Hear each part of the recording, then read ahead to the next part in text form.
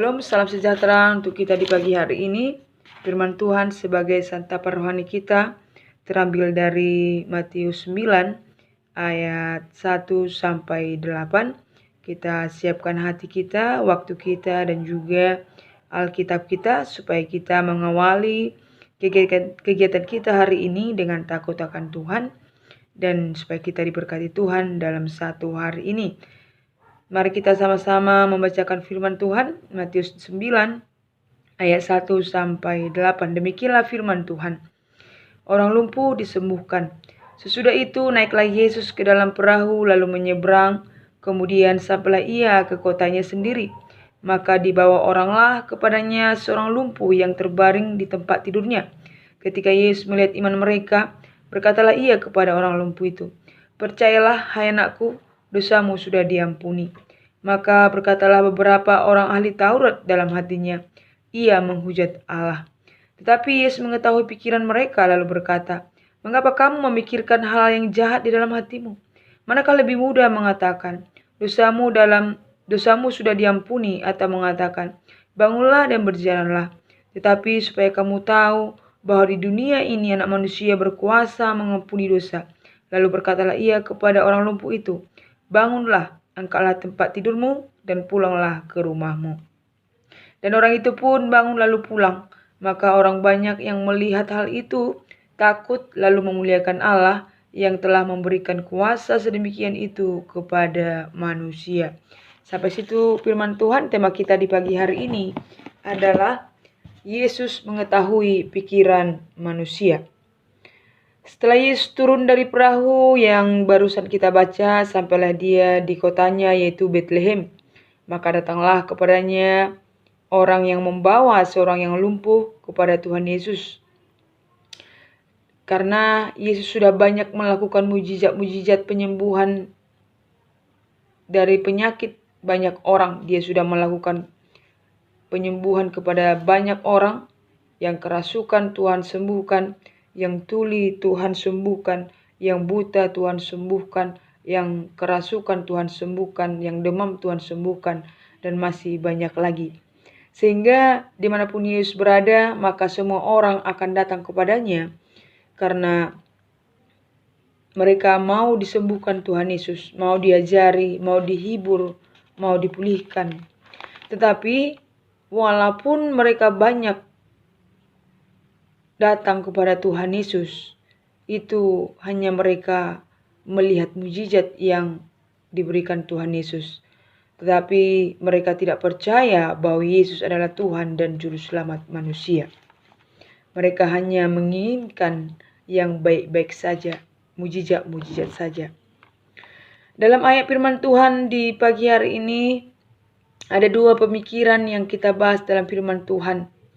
Tetapi di pagi hari ini dengan firman Tuhan kita diingatkan Tuhan Yesus bahwa Yesus mampu melihat isi hati semua orang. Yang pertama, orang lumpuh yang datang dengan iman dan dengan pemikiran bahwa dia pasti bisa disembuhkan Yesus karena Yesus adalah Tuhan. Ya. Yesus adalah Tuhan.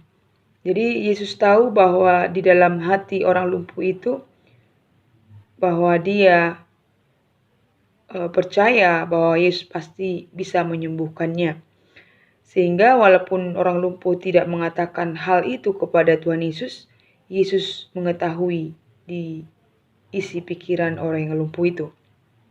Sehingga karena pemikiran dan iman orang yang lumpuh itu, dengan iman percaya kepada Yesus bahwa Yesus mampu menyembuhkan, maka mujizat terjadi, yaitu orang lumpuh itu bisa berjalan dan bahkan bisa mengangkat tilamnya.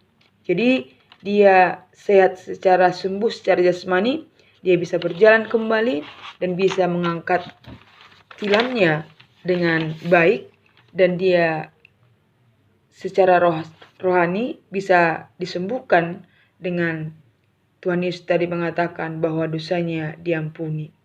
Jadi dia mendapatkan kesembuhan jasmani dan rohani ketika dia datang kepada Tuhan dengan iman.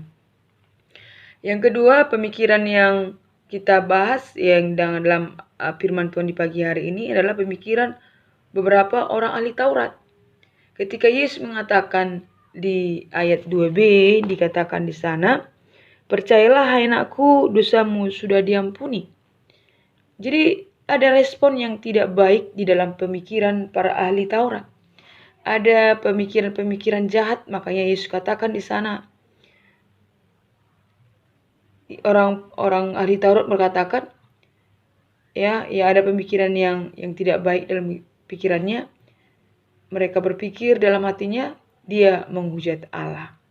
Tetapi walaupun ahli Taurat itu tidak berkata, mengucapkan kata-kata itu secara langsung, tapi Yesus tahu di dalam hatinya, sehingga di ayat 4 dikatakan, Yesus mengatakan di ayat 4, tetapi Yesus mengetahui pikiran mereka, lalu berkata, mengapa kamu memikirkan hal yang jahat di dalam hatimu? Tuhan langsung menjawab pemikiran ahli Taurat itu. Itulah hebatnya Tuhan kita yang luar biasa, yang mampu menerobos hati dan pemikiran kita, sehingga kita tidak bisa main-main di hadapan Tuhan. Kita tidak bisa bersembunyi di hadapan Tuhan, karena Tuhan Yesus tahu apa yang kita rencanakan, apa yang kita pikirkan, ya. Sehingga ketika kita datang kepada Tuhan Yesus, datanglah dengan pemikiran dan hati yang tulus dan sungguh-sungguh iman kepada Tuhan Yesus. Karena Yesus tadi dikatakan, Yesus menjelaskan kepada ahli Taurat itu bahwa dia berkuasa mengampuni dosa dan menyembuhkan semua orang.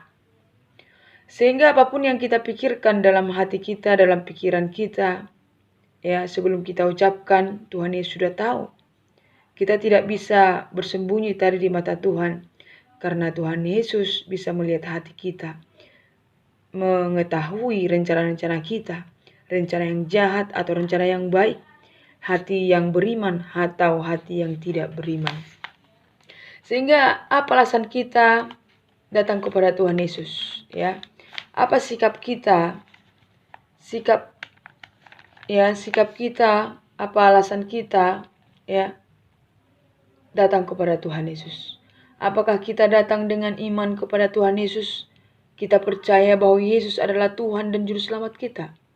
Apakah kita percaya di dalam hati kita bahwa ketika kita beribadah kepada Tuhan, kita tetap memuji, memuliakan Tuhan dalam hidup kita, dalam hati kita, dalam pikiran kita?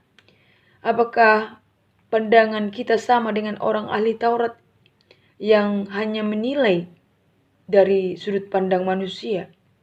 Mereka sudah kehilangan pamor, sudah kehilangan kepercayaan dari masyarakat. Mereka hanya ingin dipuji oleh banyak orang tanpa melakukan perbuatan.